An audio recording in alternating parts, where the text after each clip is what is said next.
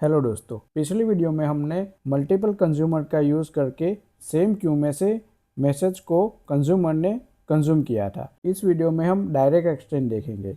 Direct exchange कैसे work करता है, राउटिंग की क्या होती है और मल्टीपल कंज्यूमर बना के मल्टीपल क्यू में से मैसेज को कंज्यूम करेंगे। तो डायरेक्ट एक्सचेंज कैसे वर्क करता है? डायरेक्ट एक्सचेंज राउटिंग की पे वर्क करता है, एग्जैक्टली राउटिंग की मैच करता है। चलिए प्रैक्टिकल करके समझते हैं डायरेक्ट एक्सचेंज कैसे वर्क करता है। सबसे पहले हम प्रोड्यूसर क्रिएट करेंगे जिसमें हम डायरेक्ट एक्सचेंज क्रिएट करेंगे और राउटिंग की हेल्प से हम मैसेज को पब्लिश करेंगे एक्सचेंज के अंदर। एज्यूम कीजिए एक राइड सर्विस जिसमें मल्टीपल यूजर राइड बुक कर रहा है। कोई यूजर कैब बुक कर रहा है, कोई यूजर ऑटो बुक कर रहा है। तो यूजर के रिक्वेस्ट के हिसाब से हमें उस रिक्वेस्ट को सही ड्राइवर के पास पहुंचाना है। अगर यूज़र कैब बुक करता है तो कैब ड्राइवर के पास वो रिक्वेस्ट जानी चाहिए। अगर ऑटो बुक करता है तो ऑटो ड्राइवर के पास जानी चाहिए। सो यूज़र जैसे ही राइड बुकिंग करेगा उसकी राउटिंग की के थ्रू हम उस रिक्वेस्ट को राउट करेंगे राइड एक्सचेंज में। और जो हमारे कैब ड्राइवर है वो डेटा उठाएंगे कैब क्यू में से और वो कैब क्यू बाइंडिंग होगी राइड डॉट कैब के साथ। और ऑटो ड्राइवर डेटा उठाएंगे ऑटो क्यू में से और उसकी बाइंडिंग की होगी राइट डॉट ऑटो। और डायरेक्ट एक्सचेंज एग्जैक्ट राउटिंग की मैच करता है। तो राउटिंग की अगर राइट डॉट कैब हुई तो वो कैब क्यू में जाके स्टोर होगी और राउटिंग की राइट डॉट ऑटो होगी तो वो ऑटो क्यू में जाके स्टोर होगी। मैंने ऑलरेडी प्रोड्यूसर क्रिएट कर लिया है जिसमें कनेक्शन बनाया है और चैनल क्रिएट कर ली है और right dot exchange variable define किया है जो रिक्वेस्ट को सही क्यू तक पहुंचाएगा। और राउटिंग की डिफाइन की है राइट डॉट कैब। ऐसा कंपलसरी नहीं है डायरेक्ट एक्सचेंज में कि आप डॉट ही यूज़ करो, आप अंडरस्कोर या फिर सिंपल नेम भी यूज़ कर सकते हो। और पेलोड डिफाइन किया है जिसमें जेसन ऑब्जेक्ट पास किया है।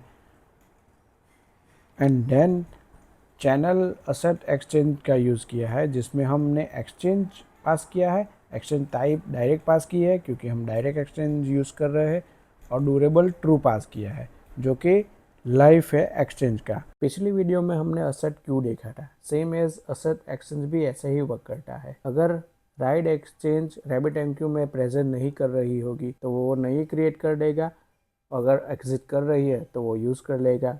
हमने टाइप यूज़ किया है डायरेक्ट और ड्यूरेबल ट्रू। अगर हमारा रैबिट एमक्यू क्रैश हो जाता है तो हमारी एक्सचेंज लॉस ना हो जाए इसीलिए। एंड देन मैसेज को पब्लिश किया है एक्सचेंज में यूजिंग राउटिंग की और कंटेंट को बफर में पास किया है क्योंकि रैबिट एमक्यू जेसन नहीं समझता, वो बफर समझता है। प्रेसिशन थ्रू जो कि मैसेज का लाइफ है, अगर रैबिट एमक्यू क्रैश हो जाता है तो मैसेज को डिलीट नहीं होने देगा। और लॉग प्रिंट किया है और लास्ट में कनेक्शन और चैनल को क्लोज किया है। आपने नोटिस किया होगा कि प्रोड्यूसर में हमने क्यों नहीं क्रिएट किया है और करना भी नहीं चाहिए। मैंने पिछली दोनों वीडियो में इसलिए प्रोड्यूसर में क्यों क्रिएट किया था क्योंकि हम इजीली अंडरस्टैंड कर सके। और टेक्निकली RabbitMQ अलाउ भी करता है, RabbitMQ मना नहीं करता, बट वो एक्चुअली बैड प्रैक्टिस है क्योंकि अगर हम प्रोड्यूसर में क्यू क्रिएट करेंगे तो उससे टाइट कपलिंग होगी। टाइट कपलिंग ऐसे कि प्रोड्यूसर और कंज्यूमर स्ट्रांगली टाइड हो जाएंगे। कंज्यूमर में कुछ चेंज आएगा तो प्रोड्यूसर भी चेंज करना पड़ेगा। स्केलिंग में प्रॉब्लम आएगा जिसमें अगर कल कोई नई सर्विस ऐड होगी तो फिर से हमें प्रोड्यूसर मॉडिफाई करना पड़ेगा और डिप्लॉयमेंट में भी प्रॉब्लम आ सकती है। जैसे प्रोड्यूसर में आपने ड्यूरेबल ट्रू रखा है और कंज्यूमर में आप फॉल्स रखोगे तो उससे प्री कंडीशन फेल एरर आएगी। हमने यहाँ तक का कोड समझ लिया है। प्रोड्यूसर ने मैसेज को पब्लिश किया है राइड एक्सचेंज के अंदर यूजिंग राउटिंग की राइट डॉट कैप। अब हम कंज्यूमर का कोड समझेंगे जिसमें हम कैप क्यू को बाइंड करेंगे राउटिंग की के साथ। कंज्यूमर का कोड मैंने ऑलरेडी लिख लिया है, तो यहाँ तक का कोड सेम एज प्रोड्यूसर में हमने ऑलरेडी समझ लिया है। असेट क्यू हमने पिछली वीडियो में देखा था लेकिन फिर से समझा देता हूँ। असेट क्यू का काम है ये चेक करना कि क्यू ऑलरेडी एग्जिस्ट करती है। अगर ऑलरेडी क्यू RabbitMQ में एग्जिस्ट करती है तो उसे यूज़ करो, नहीं तो क्रिएट करोगे। ये लाइन सबसे इम्पॉर्टेंट है।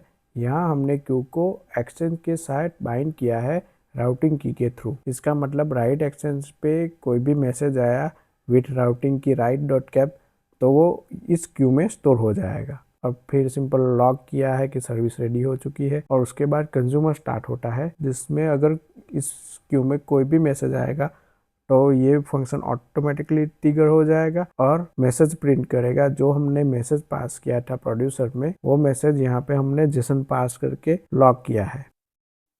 और लास्ट लाइन में हमने मैसेज को एक्नॉलेज किया है कि मैसेज सक्सेसफुली प्रोसेस हो गया है। अगर हम मैसेज एक्नॉलेज नहीं करेंगे तो RabbitMQ हमें फिर से मैसेज भेज सकता है। तो हमारा कंज्यूमर रेडी हो चुका है। सेम एज कंज्यूमर का कॉपी करके मैंने ऑटो कंज्यूमर बनाया है, जिसमें मैंने क्यू का नेम रखा है ऑटो क्यू और राउटिंग की रखी है write.auto। बाकी का कोड सेम है और लॉग चेंज किया है। टर्मिनल ओपन करके टेस्ट करते हैं। पहले हमें कंज्यूमर स्टार्ट करना है, क्योंकि फर्स्ट कंज्यूमर स्टार्ट होगा तो क्यू बनेगी और वो क्यू एक्सचेंज के साथ बाइंड होगी विथ राउटिंग की, और जो प्रोड्यूसर मैसेज भेजेगा वो क्यू में सेव होगा और कंज्यूमर उसे रिसीव करेगा। अगर हम प्रोड्यूसर पहले स्टार्ट करेंगे तो मैसेज लॉस्ट होने के चांसेस है। क्यों? क्योंकि प्रोड्यूसर पहले स्टार्ट होगा तो एक्सचेंज क्रिएट करेगा, एक्सचेंज में मैसेज पब्लिश करेगा, और एक्सचेंज के साथ अगर क्यू बाइंड नहीं हो रहेगी तो वो मैसेज लॉस हो जाएगा। सो हमें पहले कंज्यूमर स्टार्ट करना है। टेक्निकली वही सही फ्लो है। सो हम कंज्यूमर पहले स्टार्ट करेंगे, कैब कंज्यूमर,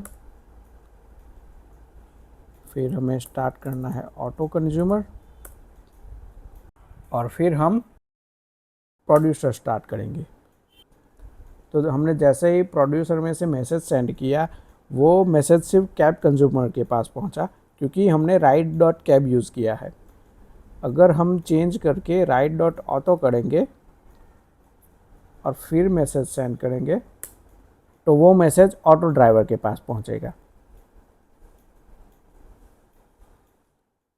और हमारी दोनों क्यू जनरेट हो चुकी है और हमारा एक्सचेंज भी बन चुका है विथ डायरेक्ट टाइप, और हमारा चैनल और कनेक्शन भी ऑन है क्योंकि हमारे दोनों कंज्यूमर ऑन है अभी।